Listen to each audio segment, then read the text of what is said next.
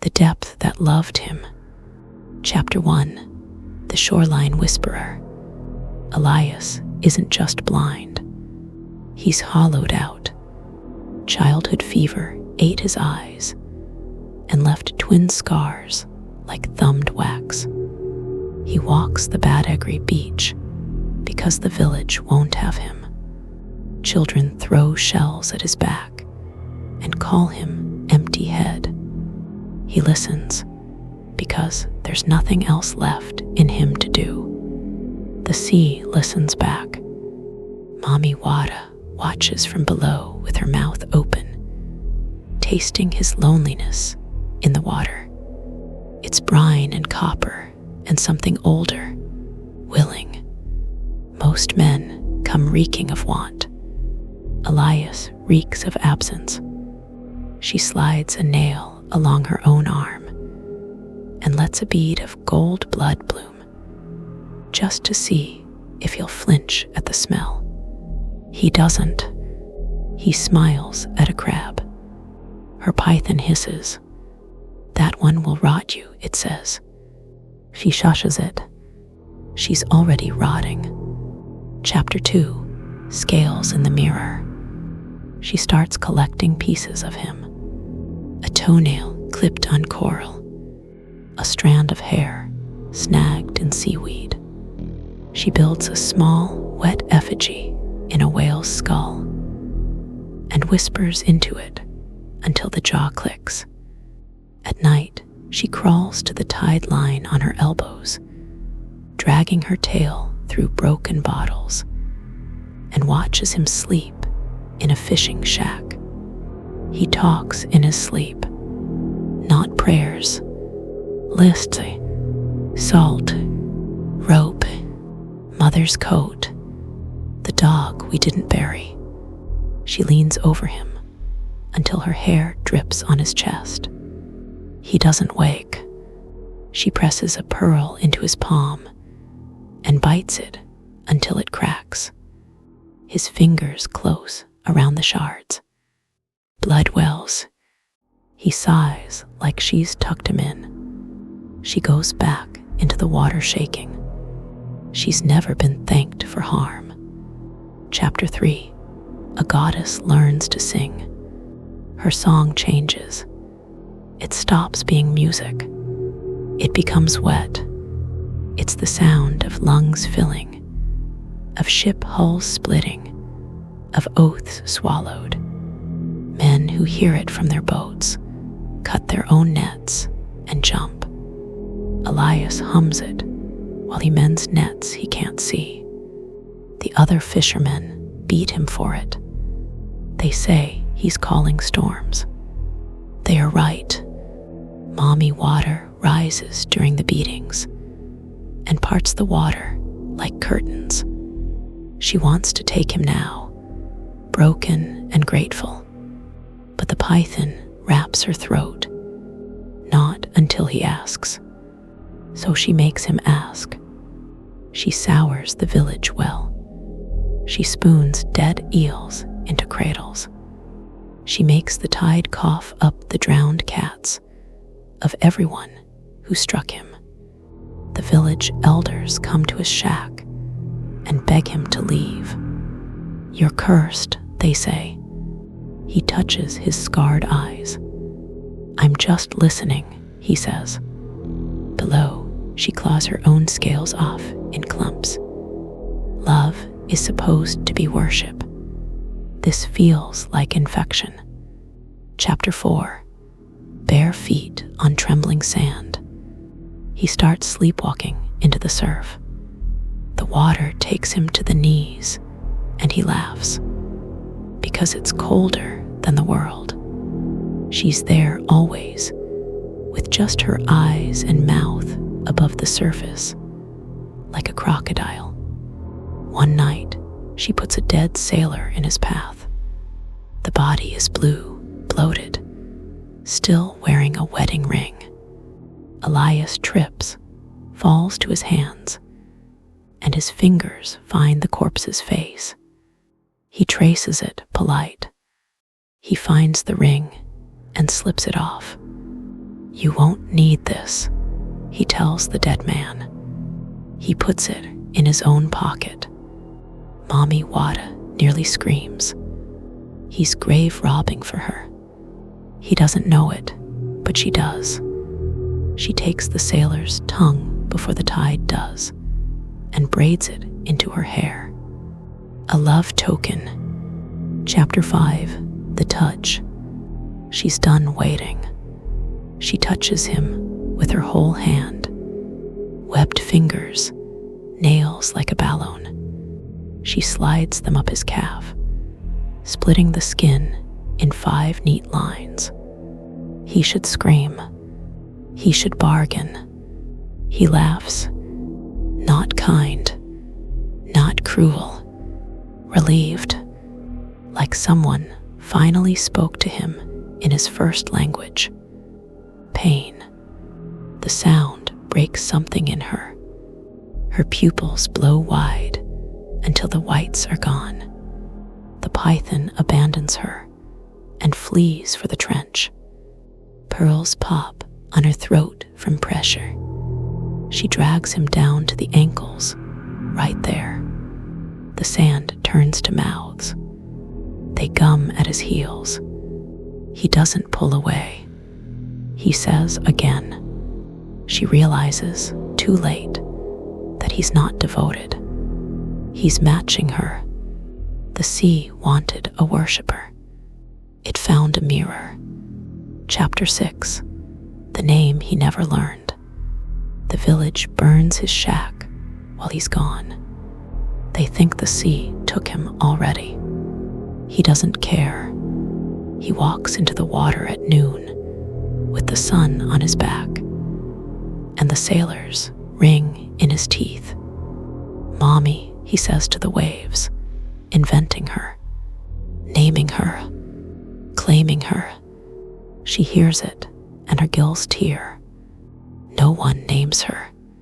She names them. He's rewritten the ritual.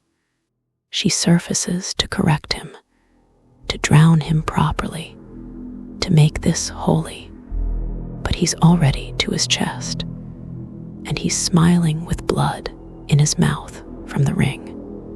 You sound closer today, he tells her. Her tail thrashes. It kills a shark by accident.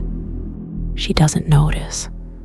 She's too busy understanding that she isn't seducing him. She's being hunted by something that doesn't need eyes.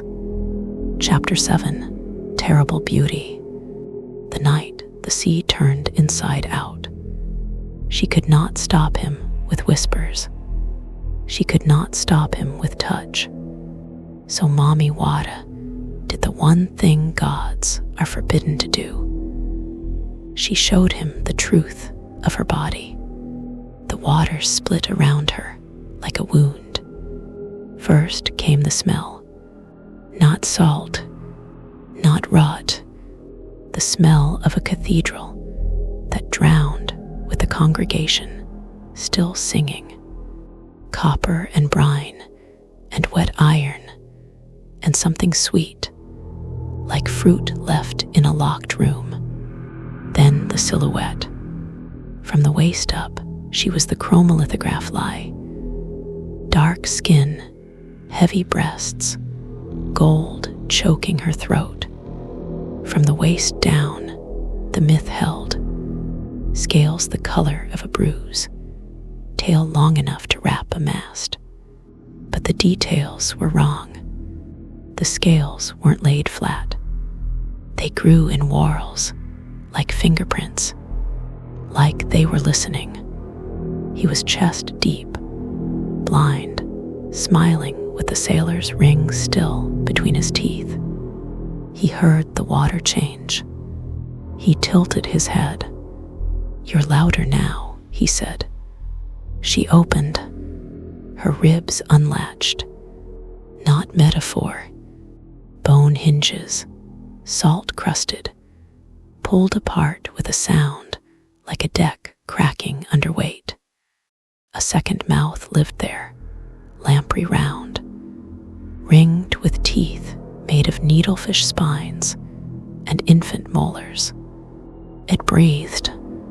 The breath was cold, and it smelled like every apology she'd ever accepted from a drowning man.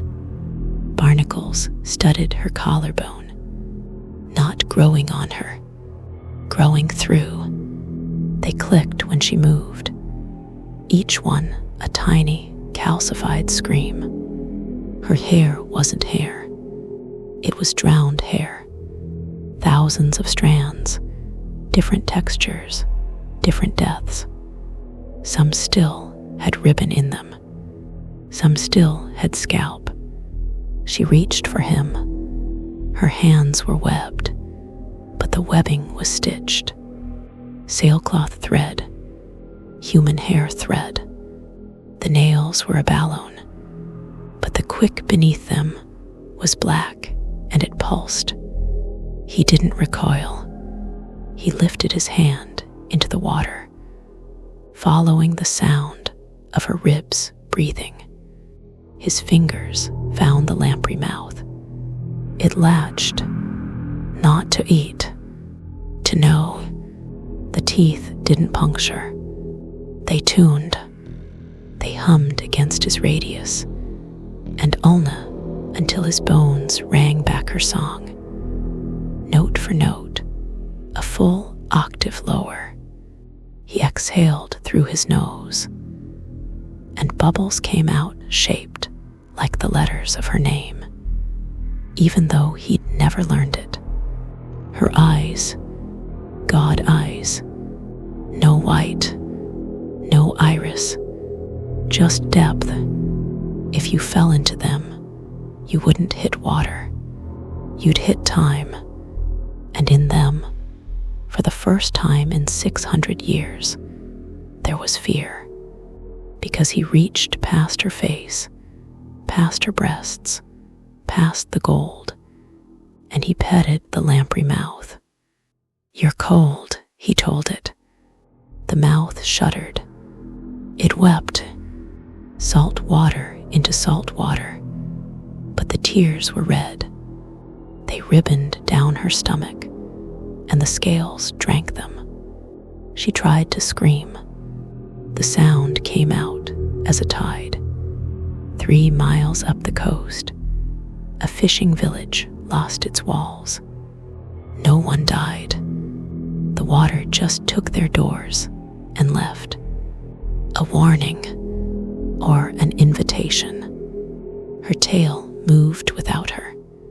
It whipped instinct to break him, to make this correct again. It caught a tiger shark that had come to see the commotion. The shark folded around the bone in her tail and died instantly, its body going limp like a dropped cloth. She didn't notice. Elias was still petting the mouth. "You don't have to be hungry," he said to it. That was the sentence that unmade her. The lamprey mouth let go of his wrist. It turned upward toward her face, and it bit her, latched onto her own sternum, and began to feed. On her, for the first time, she felt what her men felt. The slow, intimate theft of being wanted for a part of you didn't know could be taken. She collapsed into the water, not fainting, subsiding, like a temple giving up. Her gold went dull. The barnacles screamed and then went silent. He was still there, still standing, still blind, still smiling with blood on his teeth from the ring. "You're quiet now," he said. "I can hear you better." The sea, for 1 second, had no tide. The whole ocean held its breath. Then it exhaled, and it was her. Chapter 8, The Quiet Surrender. He doesn't drown. He decides. He opens his mouth and inhales inhales the sea like it's air he's been saving. His lungs don't burst. They change. They go black and still and loyal. She feels it happen. Her claim fails. He isn't taken. He arrived. She panics. She wraps him in her arms, her tail, her hair, her 100 years of drowned men. She tries to crush him into possession. His ribs don't break. They sing. The sound is her song, note for note, played back from inside his bones. Now you are mine, she tries to say. He answers through a mouthful of salt. Now you're heard. The ocean, for the first time, flinches. Chapter 9. A goddess who mourns. He doesn't die. That's the problem. He stays. He drifts in her grotto. Eyes still scarred, still blind. But now he doesn't sleep. He listens to her always. Every lie she told a sailor. Every child she traded for pearls. Every time she called it love when it was hunger. He doesn't judge. He catalogs. She brings him offerings to make him stop. The heart of a whale. A chest of Spanish gold. The storm that killed his village. He touches each one, nods, and sets it aside. I hear you, he says again. It's worse than hatred. It's exposure. She starts tearing her own fins off to see if he'll react. He just listens to the meat hit the floor. She can't drown him, and she can't leave him. She's become the sacrifice in her own temple. Chapter 10. The Listening Man. The sea changes on every coast. Fishermen pull up nets of teeth. The tide at Badagry recites sins at low water.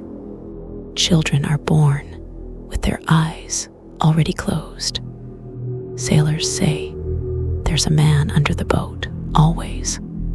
He doesn't claw the hull. He just floats on his back, blind, smiling, listening to them pray. When they jump, it's not from fear. It's from the need to confess. And in the deepest trench, Mami Wata is unmade. Her gold has rusted into her skin. The python came back, saw her, and left again. She sings still, because that's all a god can do when the ritual is broken. He's there in the dark with her, not drowning, not living, not hers. He's the audience she can't dismiss, the dark that loved her back until it was her turn to be afraid. The ocean doesn't keep him. He keeps it. 50 years later, the cult of the listening man, the congregation of the second mouth. They don't worship Mami Wata anymore on the Badagry coast. They worship what she became afraid of. Doctrine. Sight is a lie. Eyes are the first thing the sea takes. The congregation blinds itself at age 13. Hot coin, old ritual. They call the scars gills. Sound is sacrament. They don't pray.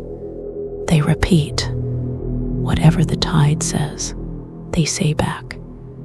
If the tide says a name, that person walks into the water by sundown. They always do. Possession is heresy. You do not own. You are not owned. You are heard. To claim anything is to invoke Mami Wata's old sin. And the sea will punish you with gifts until you choke.